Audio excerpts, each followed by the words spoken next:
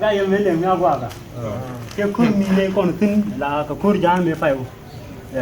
con chini nó màu luộc cái này chứ lôi chini nó màu luộc cái này cái giang nó kia là khui chini nó gì mà chả là cái này con này luộc con đi ăn rồi nó con này rồi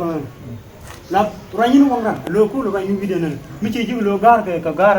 gar này anh lấy chơi này anh là những giang nó con này là khui chini qua nó bớt chơi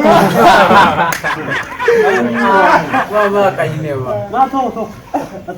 Cái gì đi cũng được kén. toไม่ใช่ไก่เนี่ยเรากันเมื่อกับคืนเย็นกันลุยชีนนึงวันลงยิบจังว่าปัวกับจักแต่ละปัวที่กันปัวแล้วกันเมื่อกันลุยยกคนเองละโหลดพอยนิดมันกว่าจะพอยรำเกินพอยด่าทับในยังกันโดดเย็นบีนี่เกินพอยเจียงนี่เกินไปกว่าก็เด็กยี่จังก็จืดเที่ยงกันยกอย่างนี้จืดยี่ติว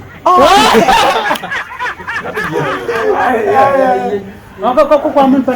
là bên giờ mình rồi mới được chuyện là chưa kiện mình thấy là con chưa có gar mới chỗ này kiện là tôi là món này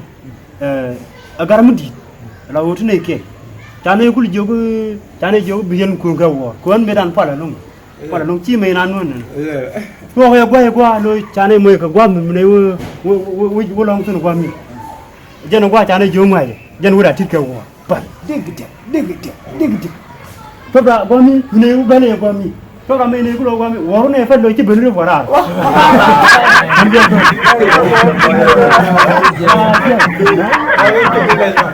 à cái này phải lấy war à